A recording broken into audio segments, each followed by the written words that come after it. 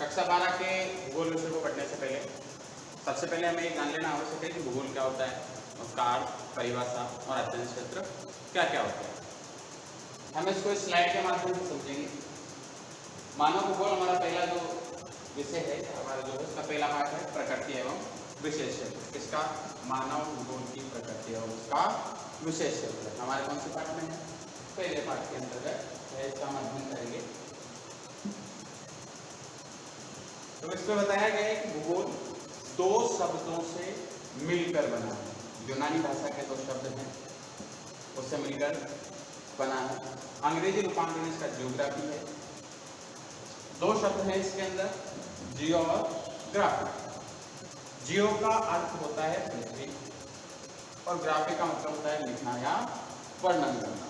कुल मिला के पृथ्वी के ऊपर जिस प्रकार की भी जो भी स्थलाकृतियां हैं, जीव जंतु रहते हैं, मनुष्य रहता है, उसके आवास हैं, प्रवास हैं, किस किस प्रकार के वो परिवहन के साधन काम में होता है, उन सब का हम अध्ययन किसमें करते हैं?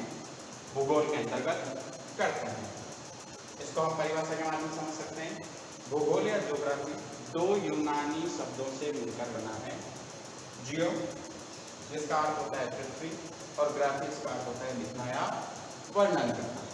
ठीक है, देखिए ज्योग्राफी जो शब्द है कौन सी भाषा का शब्द है? यूनानी भाषा का। कई बार एग्जामिनर यहाँ से प्रश्न पूछ लेता है कि ज्योग्राफी जो शब्द है कौन सी भाषा का है, तो उसका हमारा आंसर होगा यूनानी भाषा का। सामान्य शब्दों में भूगोल वह विज्ञान है जो मानव के धरातल का वर्णन करता है। किसका वर्णन करता है? पृथ्वी के धरातल का वर्णन करता है। ठीक है,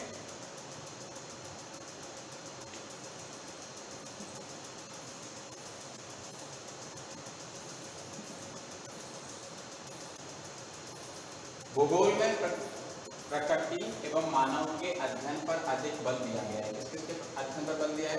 प्रकृति और मानव को, क्योंकि जो हमें आसपास दिखाई दे रहा है वो क्या है? हमारी प्रकृति के अंदर सम्मिलित होता है और इस प्रकृति के सभी संसाधनों का उपयोग कौन कर रहा है?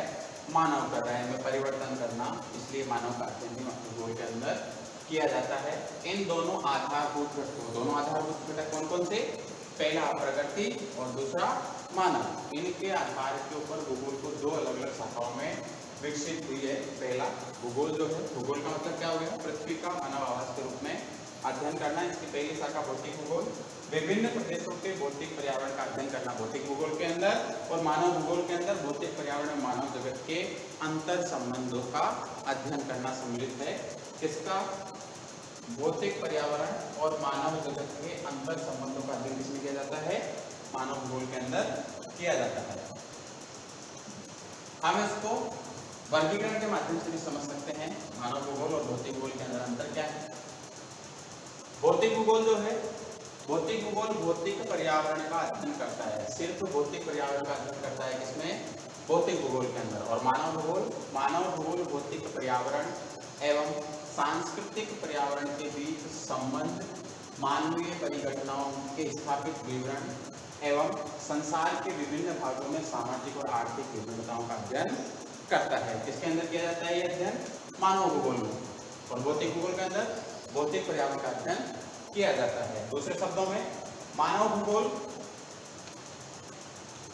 मानव वर्गों एवं उसके वातावरण की शक्तियों, प्रभाव तथा प्रतिक्रियाओं के पारस्परिक कार्यात्मक संबंधों का प्रादेशिक आधार पर किया जाने वाला अध्ययन है। किसके आधार पर किया जाने वाला? प्रादेशिक आधार के ऊपर पारस्परिक कार्यात्मक संबंधों का। भूगोल की कुछ विद्वानों ने अपने अपने अनुसार परिभाषाएं दी है, मानव भूगोल को परिभाषित करने का प्रयास किया है, जिसमें हम प्रमुख जो हमारे विचारक हैं 4-5 उनके बारे में पढ़ेंगे। इसमें क्या कहा है? आधुनिक मानव भूगोल के जन्मदाता जर्मन वैज्ञानिक फ्रेडरिक रेटजेल कहते हैं कि मानव भूगोल मानव समाजों और धरातल के बीच संबंधों का संश्लेषित अध्ययन है। किस किस का? मानव समाज और दूसरा धरातल। इन दोनों के बीच में जो संबंध स्थापित होते हैं, दोनों के बीच में जो परस्पर संबंध है कि मानव धरातल के साथ किस प्रकार का व्यवहार करता है, क्योंकि मनुष्य को जितने भी संसाधन प्राप्त होते हैं वो उसे अपने पर्यावरण से और पृथ्वी के धरातल से प्राप्त होते हैं। इसलिए इन दोनों के बीच में जो अंतर संबंध है उसका अध्ययन किसमें किया जाता है? मानव भूगोल में। ऐसा किसने कहा? फ्रेडरिक रेटजेल ने कहा। कहाँ पर कहा? उनकी एक पुस्तक है एंथ्रोपोजियोग्राफी, इसके अंदर कहा।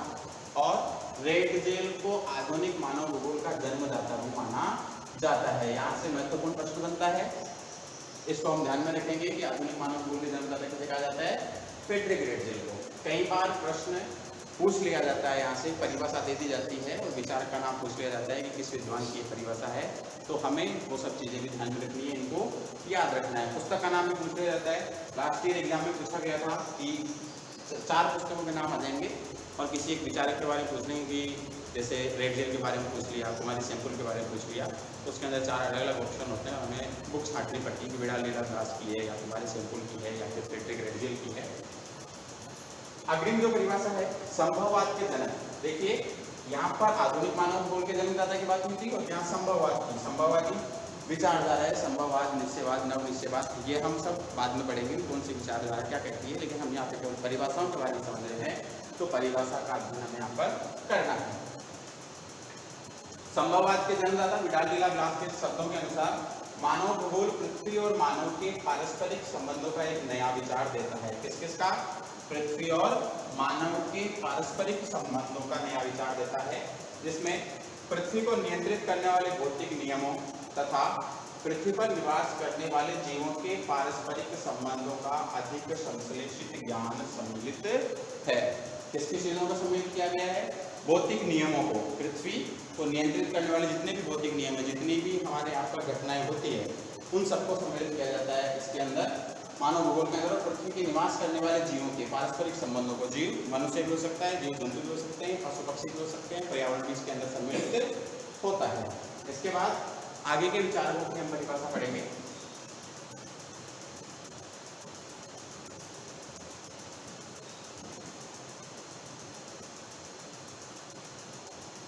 रेटजेल आधुनिक भूगोल के जो जन्मदाता हैं, उनकी शिष्या है अमेरिकी भूगोलवेत्ता कुमारी एलन सैमुअल। ये कहती है कि मानव भूगोल चंचल मानव और अस्थायी धरती के पारस्परिक परिवर्तनशील संबंधों का अध्ययन करती है। किस किस का करती है? चंचल मनुष्य, जो मनुष्य स्थिर नहीं रहता उसे क्या कहते हैं? चंचल, गतिशील। और दूसरा अस्थायी पृथ्वी, धरती भी अस्थायी है, स्थायित्व नहीं है।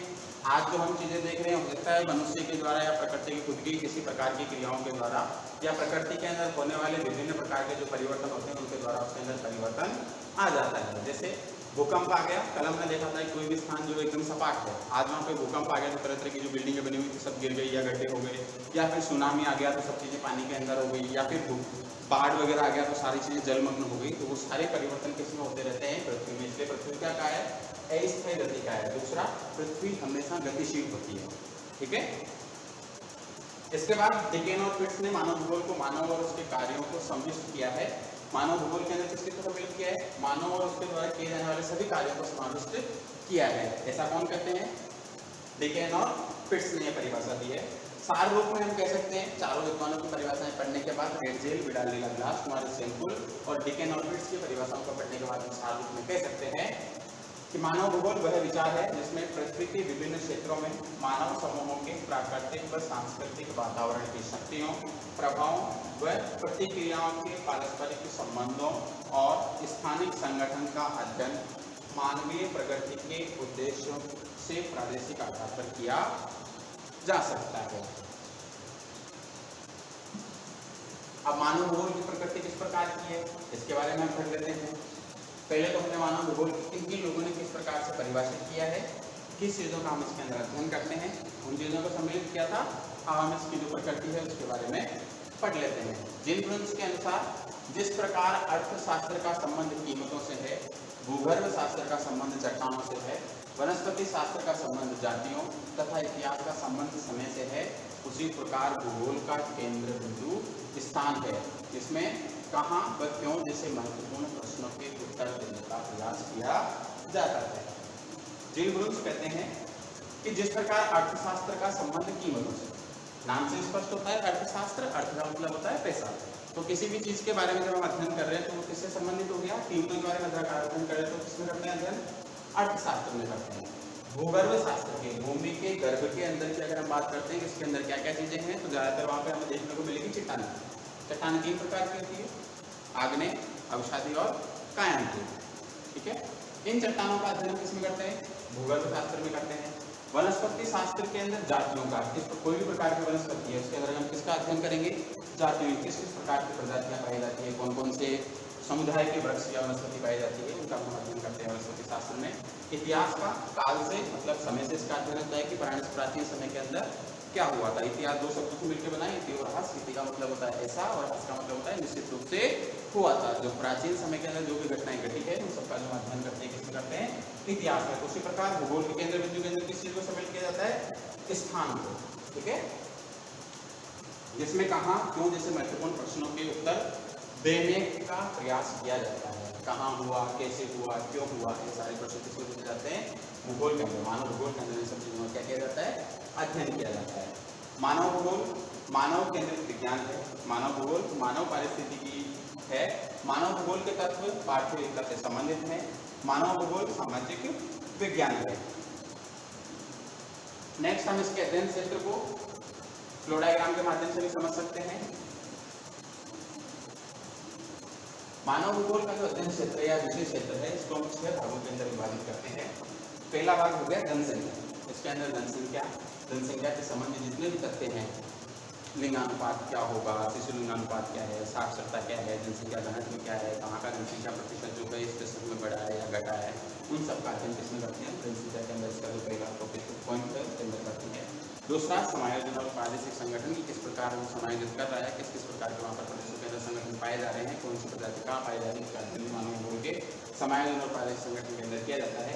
सांस्कृतिक वातावरण कि मनुष्य जिस जहाँ रह रहा है उसका सांस्कृतिक वातावरण किस प्रकार का है, किस प्रकार की उसकी वेशभूषा है, उन सबका अध्ययन इसके अंदर करते हैं। कालिक अनुक्रम, समय के साथ कौन कौन से परिवर्तन हो गए उनका अध्ययन भी हम करते हैं इसके अंदर। प्राकृतिक संसाधन, कौन से क्षेत्र के अंदर किस प्रकार के प्राकृतिक संसाधन पाए जा रहे हैं, प्रकृति के द्वारा जो प्रदत्त चीजें होती है वो प्राकृतिक संसाधन में आते हैं। और संसाधन की परिभाषा हम समझ सकते हैं कि प्रकृति के अंदर भौतिक और रासायनिक गुणों से युक्त कोई भी पदार्थ जो मानव की किसी न किसी रूप के अंदर आवश्यकताओं की पूर्ति करता है वो क्या कहलाते हैं? संसाधन कहलाते हैं। और अन्य प्रदेशों के साथ संबंध ये भी किसके अंदर अध्ययन किया जाता है? मानव भूगोल के विषय क्षेत्र के अंदर इसका क्या किया जाता है? अध्ययन किया जाता है। सबसे पहले हम इसके बिंदु जनसंख्या को देखेंगे।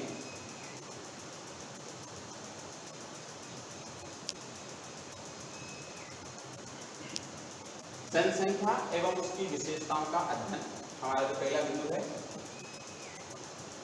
मानव भूगोल जनसंख्या के वितरण, प्रारूप, समूहों, प्रवास, अधिवास तथा उसकी प्रजातिगत सामाजिक संरचना का ऐतिहासिक परिप्रेक्ष्य में विवेचन करता है। इसका करता है कि जनसंख्या का वितरण कि कौन से क्षेत्र के अंदर जनसंख्या कितनी पाई जा रही है और कौन से क्षेत्र में कम पाई जा रही है। इसको हम समझ सकते हैं।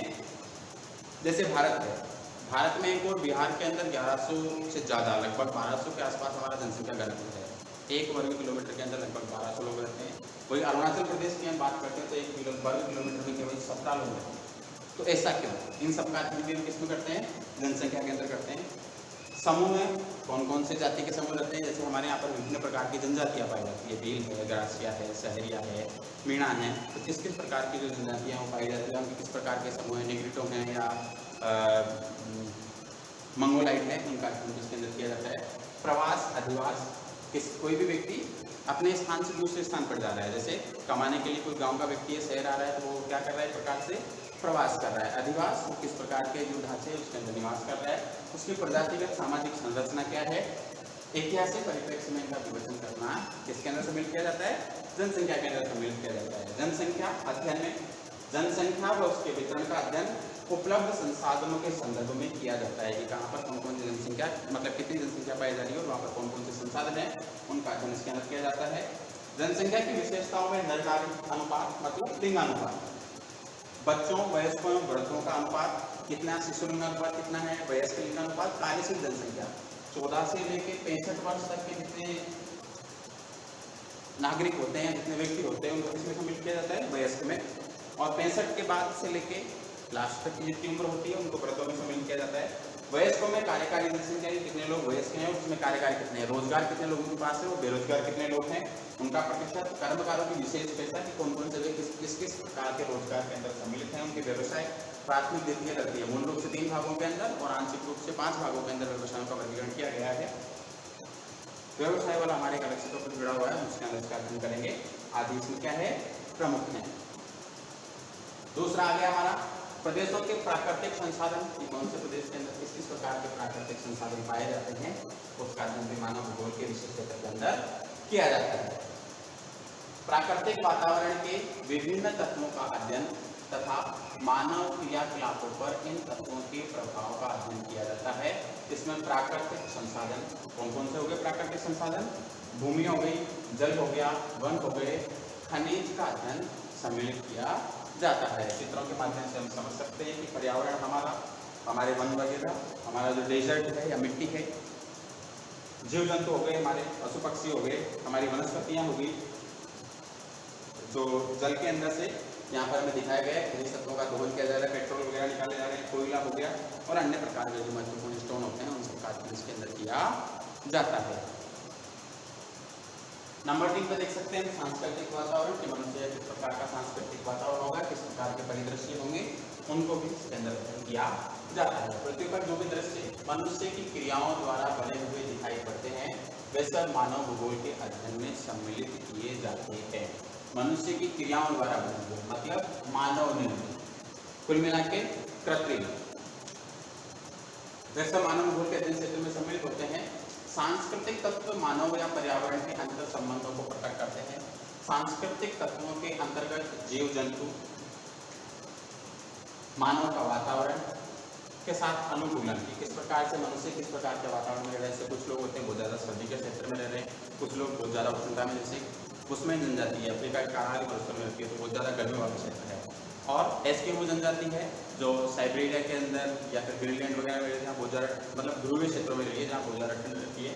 तो अलग अलग क्षेत्रों के उनका समायोजन, जीविका के साधन, किस प्रकार अपने जीवन यापन कर रहा है, रोजगार क्या कर रहा है, परिवहन, भवन निर्माण सामग्री, आदिवास आदि सम्मिलित हो सकते हैं। इसको भी हम चित्र के माध्यम से समझ सकते हैं कि मनुष्य के द्वारा निर्मित जितनी भी वस्तुएं हैं, जो क्रियाओं के द्वारा बने हुए जो संसाधन है, वो सब किसके अंदर सम्मिलित किए जाते हैं, प्राकृतिक वातावरण के अंतर्गत सम्मिलित किए जाते हैं।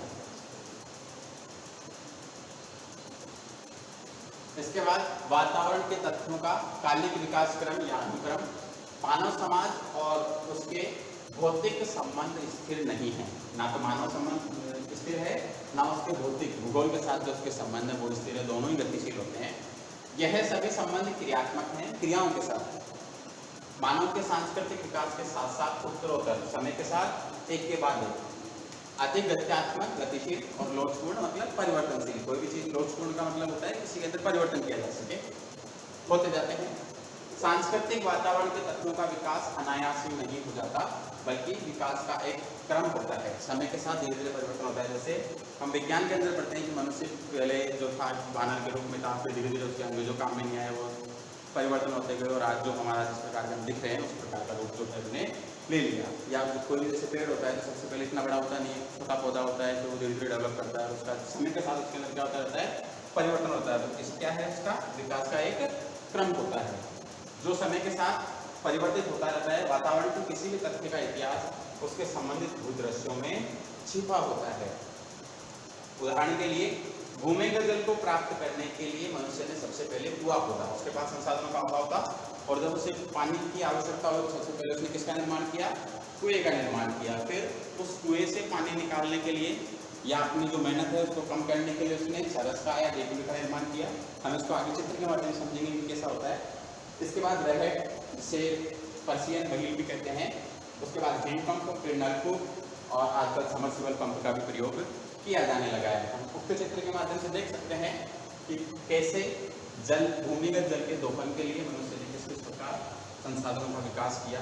ऐसा तो है ही नहीं कि सबसे पहले उसने कुएं वगैरह तो कुछ निर्माण किया ही नहीं, उसने नलकूप लगा दिया। ठीक है, हम उसको देख सकते हैं बात चित्र के माध्यम से। सबसे पहले किसका निर्माण किया, कुएं का निर्माण किया। कुएं के अंदर या तो सीढ़ियों के माध्यम से उतर के या फिर पानी से जो है बाल्टी वगैरह से इससे उसका पानी निकालता था। फिर मेहनत ज़्यादा होती थी, गिरने फटा ज़्यादा था और फिर धीरे धीरे बाद में उसका परिवर्तन किया और चरस का या देखूदी का उसमें प्रयोग करना शुरू किया। चरस के अंदर क्या होता है कि कुआं जो होता है उसके आगे एक उगाड़ सा बना होता है, इसके आगे जानवर का या मनुष्य किसी भी चीज़ से उसको खींच के यहाँ पर रस्सी डाल देते हैं और उसको खींचते हुए उसमें पानी बाहर निकालता है। उसके बाद रहट होती है, एक पहिया होता है, इसके ऊपर बाल्टी जैसी आकृति की जो संरचना है वो बनी हुई होती है, ऊपर नीचे दोनों का पहिया होता है। इसको जानवर से इधर ये जो बना हुआ है या मनुष्य अपने हाथों से इसको घुमाता है, घूमने के साथ ये पहिया घूमता है और ये जो बाल्टी है नीचे से भर के आती है, ऊपर आती है खाली होती है, फिर नीचे जाती है बढ़ती है, ऊपर आती है खाली होती है, तो क्रम हमेशा चलता रहता है। फिर मनुष्य ने अपने हाथ से चलाने के लिए हैंडल का प्रयोग किया और अब इलेक्ट्रॉनिक संसाधन हो गए हैं या डीजल पंप के माध्यम से सीधा नलकूप के माध्यम से मनुष्य क्या करता है, जल का दोहन कर लेता है।